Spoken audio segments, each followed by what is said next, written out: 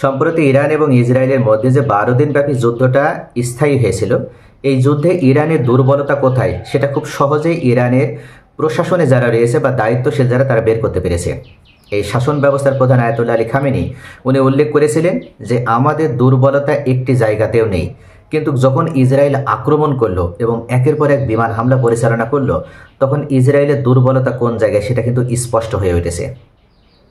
ছোট্ট শিশু থেকে শুরু করে যারা এই বিষয়টা নিয়ে বিশেষ করে যারা চিন্তা ভাবনা করে, আন্তর্জাতিক বিশ্লেষণগুলো যারা দেখে, তারা সকলেই বুঝতে পেরেছে যে ইরানও যতই পাল্টা তারা প্রতিরোধ করুক এবং ইসরায়েলের বিরুদ্ধে যতই তারা সফলভাবে ক্ষেপণাস্ত্র হামলাগুলো করতে পারুক, বাস্তবতা কিন্তু ছিল ইরান সম্পূর্ণভাবে তাদের আকাশ প্রতিরক্ষা সিস্টেম ব্যবহার করার মাধ্যমে ইসরায়েলের কোনো বিমানের বিরুদ্ধে প্রতিরোধ করতে পারেনি বা শক্ত প্রতিরোধ গড়ে তুলতে পারেনি। এটা কিন্তু সত্য। আবার পাল্টা ইরান ও ইসরায়েলি যেভাবে ক্ষেপণাস্ত্র হামলা করেছিল, তাতেও কিন্তু ইসরায়েল সম্পূর্ণভাবে তছনছ হয়ে গেছে, তাদের তেল আবিব শহর একটা মৃত্যুপুরীতে পরিণত হয়েছে। আর এই যুদ্ধ চলাকালীন আজকে ইরানের এই ধরনের পরিণতির মুখোমুখি হতে কখনোও কিন্তু হতো না। তাদের সবথেকে বড় মিত্র, তাদের সবথেকে বড় বন্ধু রাশিয়া এখানে তাদের সাথে বিশ্বাসঘাতকতা করেছিল। এত বড় বিশ্বাসঘাতকতা হয়তো ইরান কখনো তারা ভুলতে পারবে না বা তারা কখনো আশাও করেনি। কথা ছিল, এমনকি চুক্তি ছিল ভ্লাদিমির পুতিনের সাথে S-400 আকাশ প্রতিরক্ষা সিস্টেম ইরানের হাতে সমর্পণ করা হবে। এমনকি সেই উদ্দেশ্যে যুদ্ধ শুরুর ঠিক 1 মাস পূর্বেই আকাশ প্রতিরক্ষা সিস্টেম S-400 ইরানে প্রেরণ করা হয়েছিল। তবে শেষ পর্যন্ত যখন যুদ্ধ শুরু হলো, যুদ্ধ শুরুর দ্বিতীয় দিনে যে এই আকাশ প্রতিরক্ষা সিস্টেম কার্যকর না করে, অ্যাক্টিভ না করেই যুদ্ধ চলাকালীন মুহূর্তেই রাশিয়া থেকে এই S-400 প্রত্যাহার করে নেওয়া হলো। কজ হিসেবে দেখানো হলো যান্ত্রিক ত্রুটি। S-400 নাকি যান্ত্রিক সমস্যা দেখা যেতে ত্রুটি দেখা দিয়েছে, যার কারণে পরবর্তীতে রিপেয়ার করে আবার ইরানের হাতে সমর্পণ করা হবে। কিন্তু যখন ইরানের বিপদ, তখনই তো S-400টা দরকার ছিল। তো এই যে বিশ্বাসঘাতক রাশিয়া, এই বিশ্বাসঘাতক ভ্লাদিমির পুতিন, তারা কিন্তু চাইলেই খুব সহজে রাশিয়ার পাশে এই S-400 প্রতিরক্ষা সিস্টেম দেওয়ার মাধ্যমে ইরানের পাশে শক্তভাবে দাঁড়াতে পারত, কিন্তু এই যুদ্ধে তারা দাঁড়ায়নি। কারণ কি জানেন, এখানে অনেক কিছু বিষয় লুকায়িত আছে, যার ভিতরে 1 নম্বরে যে বিষয় সেটা আছে ইহুদিবাদীদের চাপে বা ইসরায়েলের চাপেই মূলত ভ্লাদিমির পুতিন তিনি S-400 ইরানের হাতে তুলে দেননি।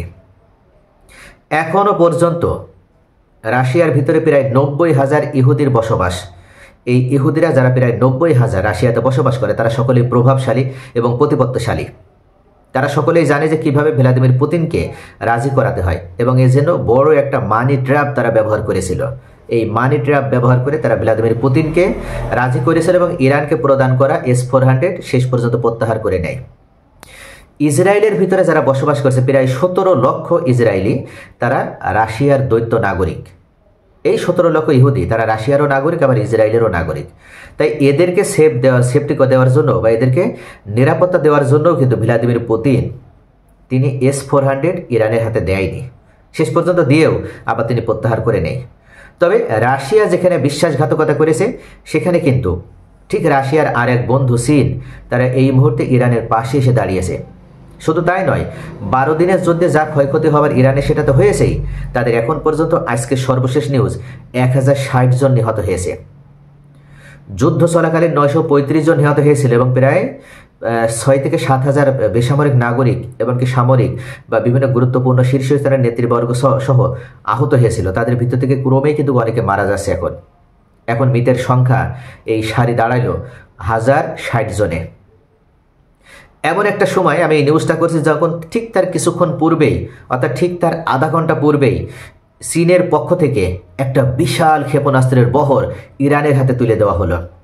এই ক্ষেপণাস্ত্রগুলো কিন্তু অন্য কোনো দূরপাল্লার কোনো ক্ষেপণাস্ত্র নয়, কোনো ব্যালিস্টিক মিসাইল নয়। এই মিসাইলগুলো তাহলে কি? এই ক্ষেপণাস্ত্রগুলো তাহলে কি? এই ক্ষেপণাস্ত্রগুলো হচ্ছে ইরানের শক্তিশালী আকাশ প্রতিরক্ষা সিস্টেমের যে দুর্বলতা ছিল, সেই দুর্বলতা দূর করার জন্য চীনের পক্ষ থেকে এই আকাশ প্রতিরক্ষা ইরানের হাতে উঠিয়ে দিল চীন। কত বড় বন্ধুর পরিচয় দিল চীন, যখন আবারও মার্কিন প্রেসিডেন্ট ডোনাল্ড ট্রাম্প এবং ইসরায়েলের প্রধানমন্ত্রী বেনিয়ামিন নেতানিয়াহু হোয়াইট হাউসে বসে শক করছে যে কীভাবে আবার ইরানে আক্রমণ করা যায়, কিভাবে আবার ইরানে হামলা করা যায়।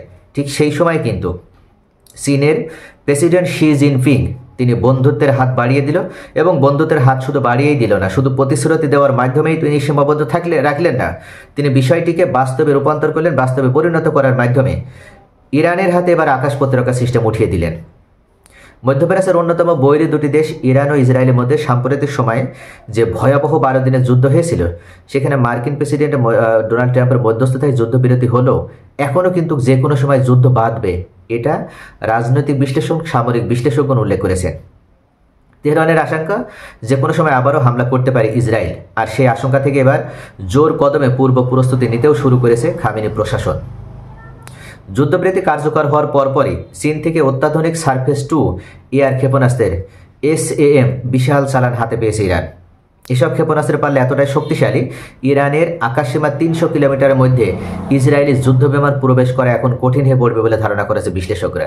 অর্থাৎ এই ক্ষেপণাস্ত্রের শক্তি এতটাই বেশি যে 300 কিলোমিটারের ভিতরে যখনই কোনো ইসরায়েলের যুদ্ধবিমান প্রবেশ করবে, তখনই কিন্তু এই প্রতিরক্ষা ব্যবস্থা ব্যবহার করার মাধ্যমে যুদ্ধবিমান ভূপাতিত করা সক্ষম হবে। মধ্যপ্রাচ্য ভিত্তিক সংবাদ মাধ্যম মিডল ইস্ট আইকে এ তথ্য নিশ্চিত করেছেন একাধিক আরব গোয়েন্দা কর্মকর্তা। তারা জানান 24 জন যুদ্ধবিরতি কার্যকর হওয়ার পরে চীন SAM অর্থাৎ HQ-9 বা HQ-16 এর এসব ব্যাটারি ইরানে পৌঁছায়। অর্থাৎ ঠিক যুদ্ধবিরতির পরই, মানে পরের দিনে কিন্তু যখন 24 জন যুদ্ধবিরতি হলে ঠিক 25 জনই ইরানের পররাষ্ট্রমন্ত্রী আব্বাস আরাকচি তিনি 1 সেকেন্ডও দেরি না করে চীনে ছুটে গিয়েছিলেন এবং এই বন্ধুকে বুকে টেনে নিয়েছিলেন শি জিনপিং। তিনি উল্লেখ করেছিলেন যে আমি দেখেছি 12 দিনের যুদ্ধে তোমাদের দুর্বলতা কোথায়, সেই দুর্বলতা কাটানোর একটাই উপায় হচ্ছে আমার তৈরি এই সর্বাধুনিক প্রযুক্তির আকাশ প্রতিরক্ষা সিস্টেম।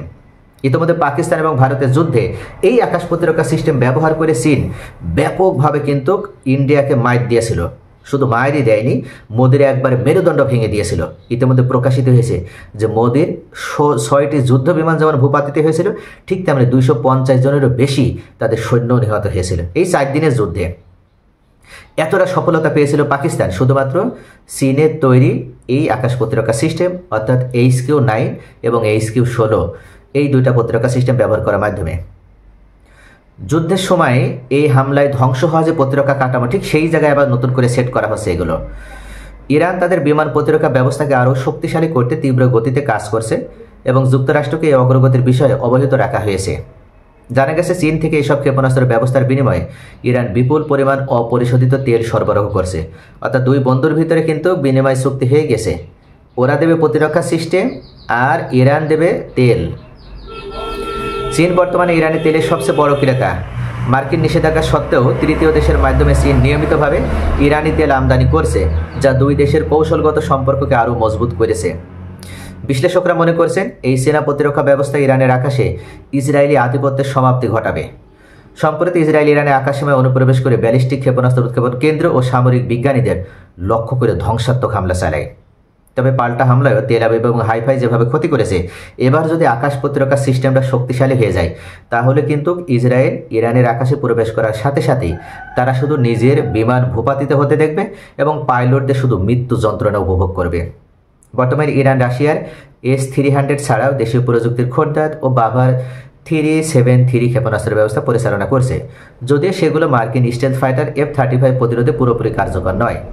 তাই চীনা HQ-9 এবং HQ-16 এর মতো আধুনিক SAM সিস্টেম ইরানের আকাশ প্রতিরক্ষাকে নতুন উচ্চতায় পৌঁছে দিয়েছে। চীন ইতিমধ্যে পাকিস্তান এবং মিশরের মতো মিত্রদের কাছেও এসব ক্ষেপণাস্ত্র বিক্রি করেছে, অর্থাৎ মিশরের কাছেও দিয়েছে পাকিস্তানের পাশাপাশি। এবার ইরানেও তা হস্তান্তর মধ্যপ্রাচ্যের শক্তির ভারসাম্য এক বড় পরিবর্তনের ইঙ্গিত দিচ্ছে বলে মনে করা হচ্ছে।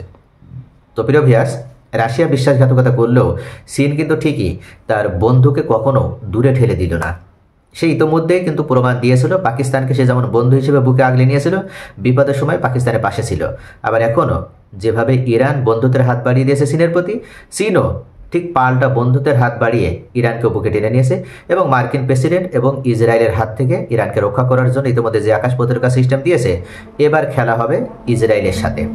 সকলে ভালো থাকুন। Thanks for watching.